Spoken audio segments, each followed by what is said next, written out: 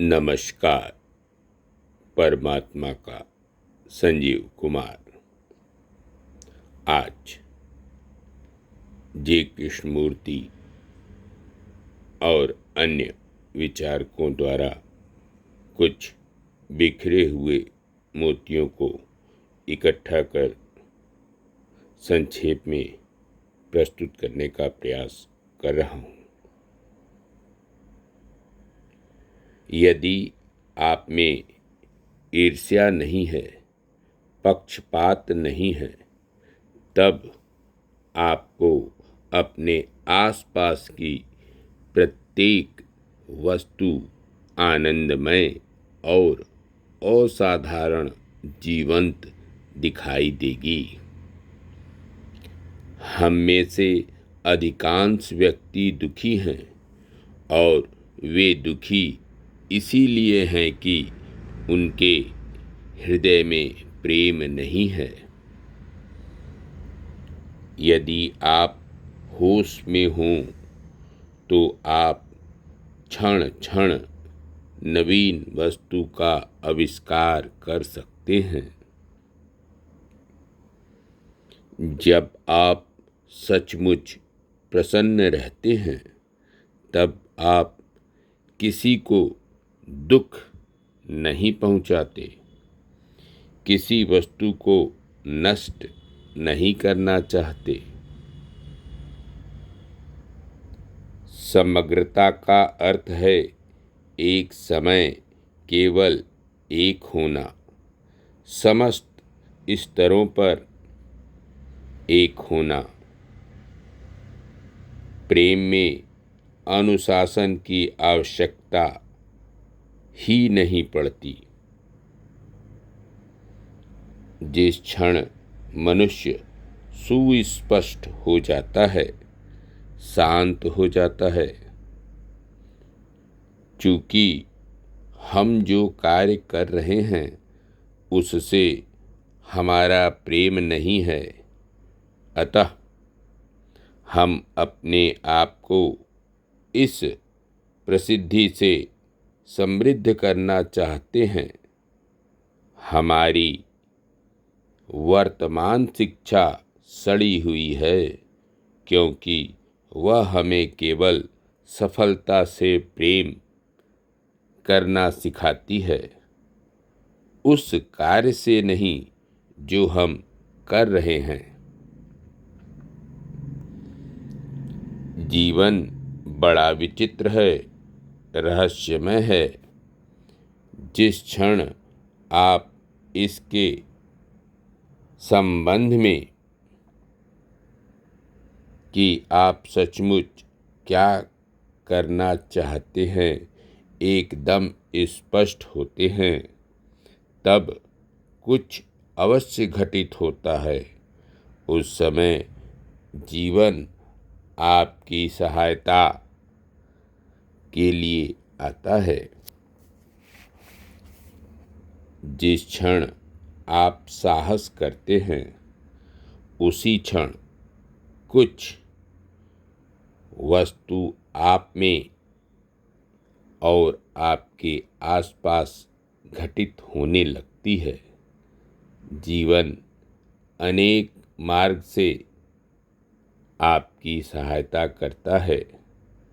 जिस रूप में यह आपके पास आता है उसे भले ही आप नापसंद करें, वह पीड़ा, संघर्ष व भूख के रूप में आपके सामने आए, लेकिन जब आप जीवन को आमंत्रित करते हैं तब वस्तुएं घटित होने लगती हैं।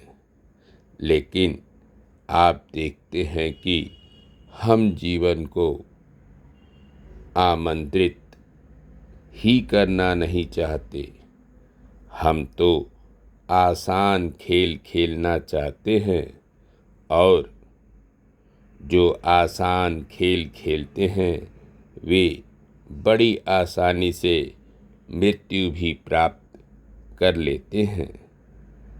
क्या ऐसा नहीं होता है?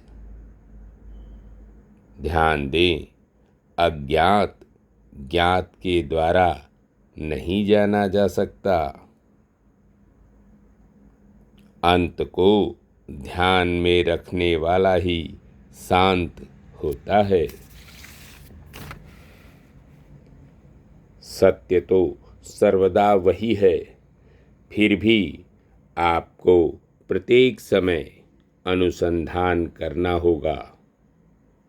कठिनाई इस मन को ज्ञात से मुक्त करने की है, ताकि यह क्षण क्षण नूतन का अनुसंधान कर सके। जब हमारा मन ज्ञान के बोझ से मुक्त हो जाता है, तभी वह सत्य की खोज कर पाता है, कर सकता है। यदि आप किसी एकांत स्थान पर शांति से बैठते हैं, आप सचमुच एकदम स्तब्ध और सरल बन जाते हैं, तब आपको शीघ्र ही दिखाई देगा कि पक्षी आपके निकट आ रहे हैं। वे आपके बहुत करीब उड़ रहे हैं। तब आप उनकी सजग हरकतों को, उनके कोमल पंजों को, उनके पंखों की अद्भुत शक्ति और उनके सौंदर्य को देख सकेंगे। इसके लिए आप में अतिशय सहनशीलता होनी चाहिए।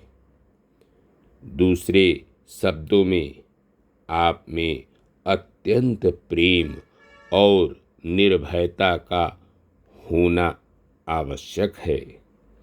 पशु भी हमारे अंदर का भय भांप लेते हैं और इस प्रकार वे भी भयभीत हो जाते हैं और हमसे दूर भाग जाते हैं। ध्यान दें, दुख न होता तो हमारे जागने का अवसर बहुत कम हो जाता। एकांत बिल्कुल ही दूसरी वस्तु है। यह मुक्ति की वह अवस्था है जिसका आगमन इस अकेलेपन में प्रवेश करने और इसे समझ लेने से होता है।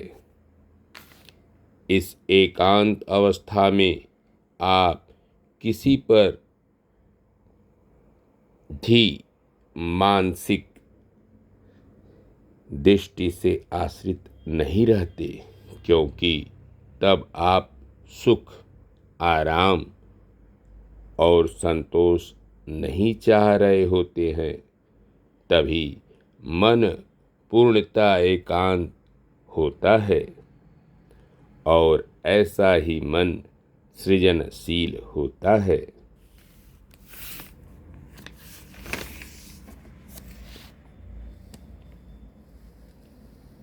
कल्पना जितनी अधिक होगी, सूझ की क्षमता का विकास भी उतना अधिक होगा। बीज में वृक्ष बनने की संभावना रहती है, लेकिन वातावरण के आधार पर इसके विकास का स्तर निश्चित होता है। दिलचस्प बात है कि जिस क्षण आप सचमुच किसी कार्य को करना चाहते हैं, उसी क्षण आप में उस कार्य के लिए आवश्यक शक्ति भी आ जाती है। जिस प्रकार सरिता स्वयं ही स्वयं को संभालने के लिए तटों का निर्माण कर लेती है, उसी प्रकार सत्य का अन्वेषण करने वाली हमारी शक्ति भी स्वयं अपना अनुशासन बना लेती है, जिसमें किसी प्रकार की जबरदस्ती नहीं है। अंत में जिस प्रकार सरिता सागर को खोज लेती है, उसी प्रकार वह शक्ति भी मुक्ति को ढूंढ लेती है। प्रत्येक विचार के प्रति आपकी सजगता से आपका मन, जो अभी तक आपस में संघर्ष करते हुए एवं व्याकुल विचारों का विशाल भंडार था, अत्यधिक शांत और पूर्णतः स्तब्ध होता जा रहा है। तब वहाँ कोई इच्छा, कोई जबरदस्ती और किसी भी प्रकार का भय नहीं रह जाता है, और इसी शांति की अवस्था में सत्य का विस्फोट होता है। तब सत्य को अनुभव करने वाले के रूप में आप नहीं रह जाते हैं, बल्कि मन की उस स्तब्धता में सत्य का स्वतः उद्घाटन होता है।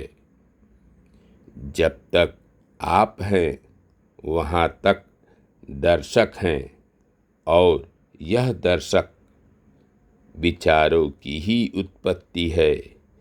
विचारों की अनुपस्थिति में इसका कोई अस्तित्व नहीं।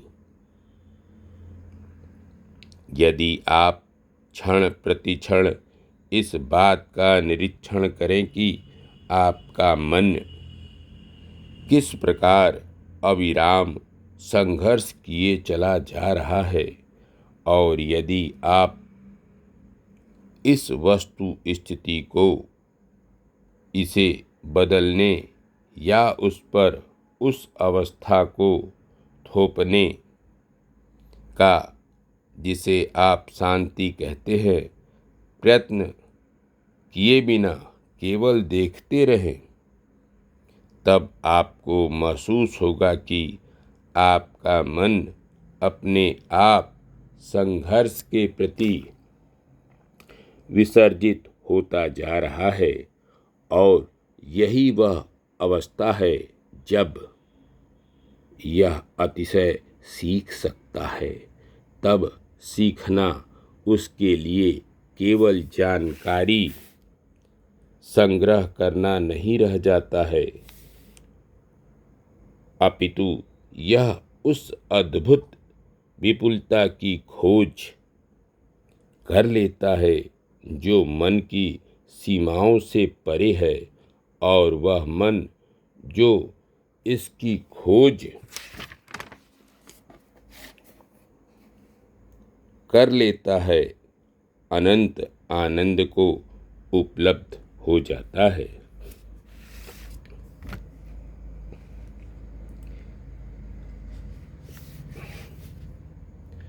आप साहसी बनने का प्रयत्न ना करें, क्योंकि वह केवल भय की ही प्रतिक्रिया होगी। अभय होने के लिए आवश्यकता है गहरी अंतर्दृष्टि की, ताकि आप भय और इसके कारणों की संपूर्ण प्रक्रिया को समझ सकें।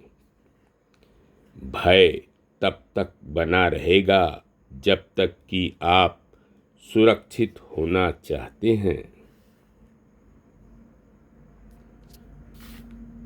महर्षि वेदव्यास के अनुसार आत्मा नदी है, संयम स्नान घाट है, सत्य जल है तथा शील आत्मा रूपी नदी के दो तट हैं, जिसके मध्य करुणा की लहरें उठती रहती हैं। इन्हीं लहरों में गोता लगाना कुंभ स्नान है। मौन के अभाव में एकांत संभव नहीं है। धन्यवाद। नमस्कार। परमात्मा का संजीव कुमार।